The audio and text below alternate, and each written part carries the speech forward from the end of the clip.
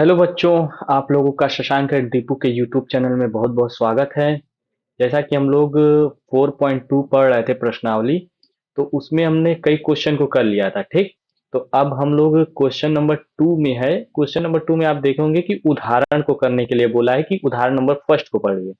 तो उदाहरण फर्स्ट को हम लोग पहले भी कर चुके हैं, लेकिन उसमें हम केवल द्विघात समीकरण बनाए थे, लेकिन उसके मूल ज्ञात नहीं किए थे। तो अब हम मूल ज्ञात करना सीखेंगे कि मतलब जो एक्चुअली क्वेश्चन पूछा है उसका आंसर ज्ञात करना सीखेंगे प्रश्नावली 4.2 में। चलिए स्टार्ट करते हैं। ठीक, अब देखिए, अब दिया है कि जॉन और ज्योति के पास मिलाकर कुल मिलाकर 45 कंचे हैं।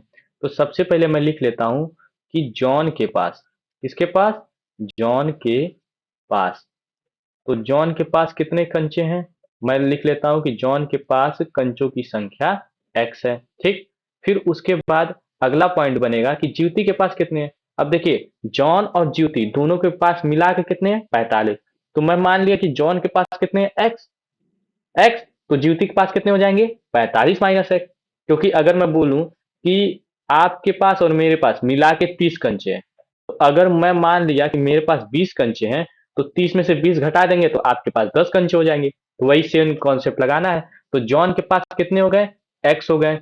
तो आप लिखेंगे कि जीवती, किसके, जीवती के पास, ज्योति के पास कंचों की संख्या, सॉरी, कंचों कंचों की संख्या।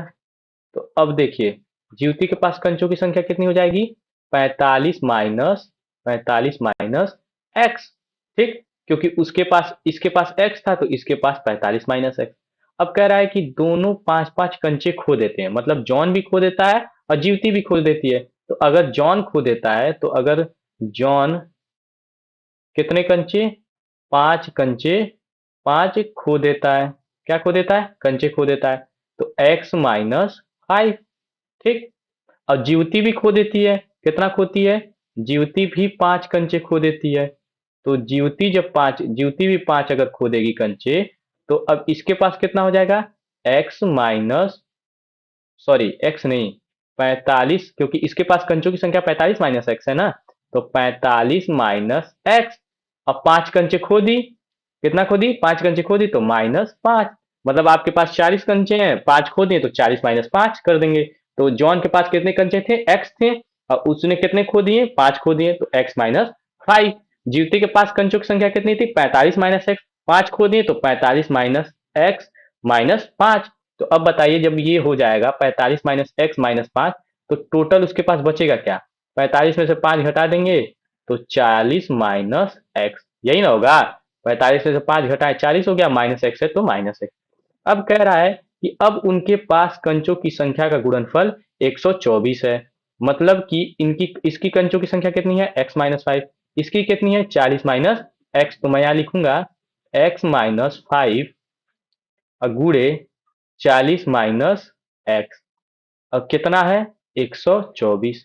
मतलब इन दोनों का गुणनफल, गुणनफल मतलब होता है एक का गुणा दूसरे में करना। तो x माइनस 5 गुणे 40 माइनस एक्स इंटू 124। अब इसको सॉल्व करते हैं।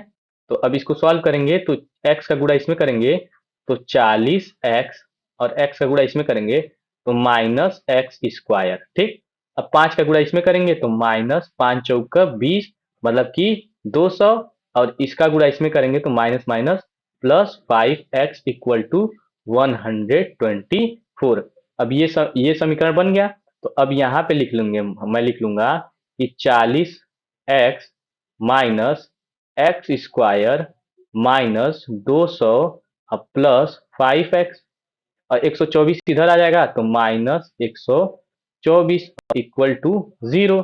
अब देखिए, 40x है और ये 5x, तो 45x। तो माइनस एक्स स्क्वायर, मैं एक्स स्क्वायर को इस साइड लिख देता हूँ, 40x, और ये हो जाएगा आपका 45x। हो गया। ठीक, अब ये एक्स स्क्वायर को तो मैं इधर लिख दिया। अब यहाँ पे 200 माइनस माइनस प्लस, लेकिन सिंबल कौन सा लगेगा?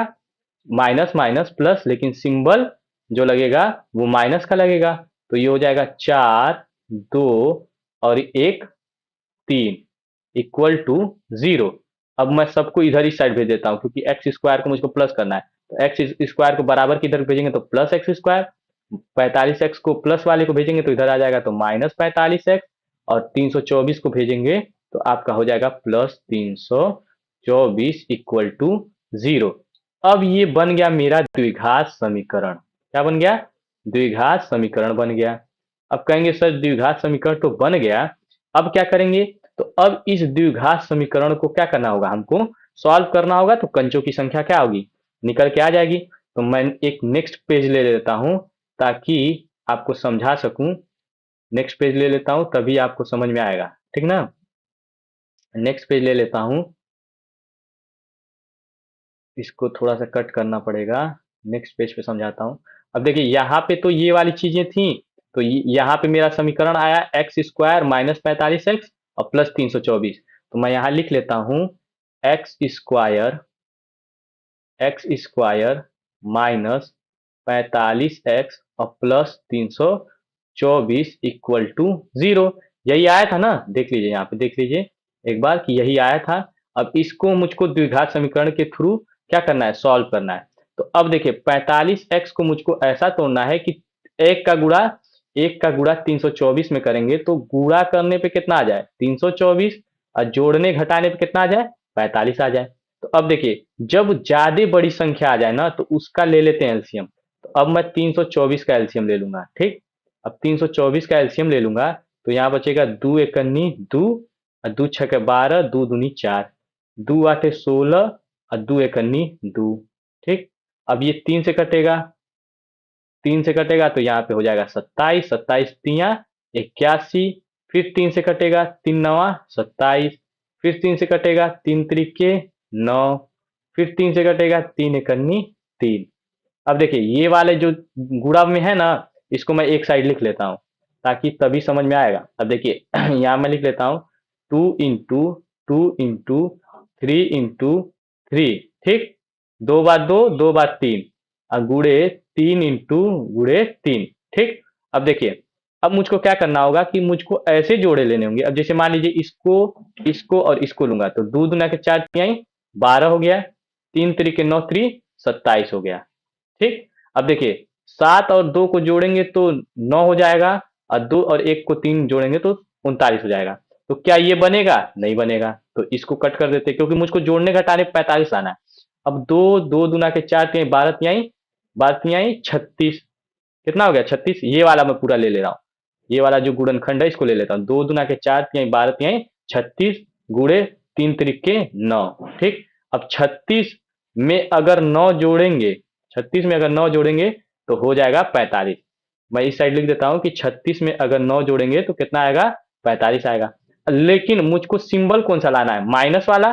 तो अब देखिए यहां पे मैं लिखूंगा एक्स स्क्वायर माइनस 36x, ध्यान समझिएगा, अब माइनस 9x, कितना? 9x, और प्लस 324 इक्वल टू 0।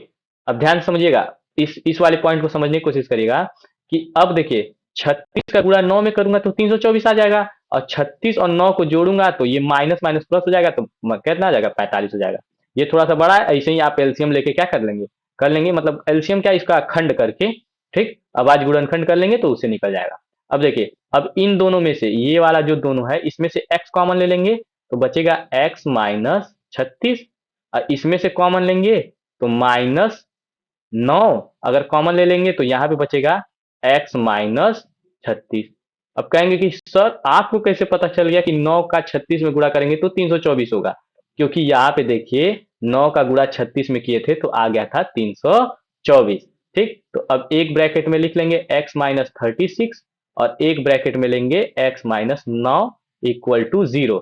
अब देखिए इससे मैं एक से x का मूल निकाल लेता हूं तो x माइनस 36 इक्वल टू 0। तो x बराबर आ क्या जाएगा? 36 आ जाएगा, एक x का मान। और एक अगर एक और ले लूं x माइनस 9 इक्वल टू 0 तो एक x का मान आ जाएगा प्लस 9, ठीक। अब देखिए चाहे इसको रखिए चाहे इसको रखिए, दोनों में से कोई भी रख सकते हैं, ठीक। तो अब हम लोग इस पे आते हैं, फिर से देखिए। अब देखिए मैंने जॉन के पास टोटल कंचों की संख्या क्या माना था? x माना था। तो अगर मैं इसको x की वैल्यू क्या आई है? यहाँ पे 36 आई है और 9 आई है। तो मैं यहाँ पे x की वैल्यू अगर 36 रख देता हूँ, मतलब कि जॉन के पास कंचों की संख्या कितनी हो गई? 36 हो गई। तो जब जॉन के पास 36 हो गई तो ज्योति के पास कितना होगा? 45 माइनस 36। नहीं समझ में आया, क्योंकि x का मान रखना है 45 माइनस 36। अब 45 में से 36 जाएगा तो बचेगा क्या? 9। कितना बचेगा? 9। मतलब कि जॉन के पास कंचों की संख्या 36 थी और ज्योति के पास कंचों की संख्या 9 थी, और 36 और 9 को मिला देंगे तो 45, मतलब दोनों के पास मिलाकर के कितना हो गया? 45 हो गया। देखिए ये वाला जो एग्जाम्पल है इसको हम लोगों ने किया था, लेकिन इसको जब एग्जाम्पल को किया था तो उसमें केवल द्विघात समीकरण बनाया था, मतलब कि यहां तक बनाया गया था। लेकिन इस वाले जब अब कर रहे हैं तो हमको द्विघात समीकरण के माध्यम से कंचों की संख्या निकालनी थी, तो हम निकाल लिए। ठीक, तो होपफुली आप लोगों को एकदम समझ में आया होगा कि क्या होता है द्विघात समीकरण और कैसे कंचों की संख्या को निकाला जाता है। और इस टाइप के क्वेश्चन हमेशा रिपीटली एग्जाम में क्या होते हैं? आते रहते हैं। और आप हमसे बने रहिए। 4.2 का पहला क्वेश्चन कर लिए, धीरे धीरे हर क्वेश्चन को क्या हो गए, धीरे धीरे समझते चलेंगे और करते चलेंगे। तब तक के लिए जय हिंद, मिलेंगे नेक्स्ट वीडियो में।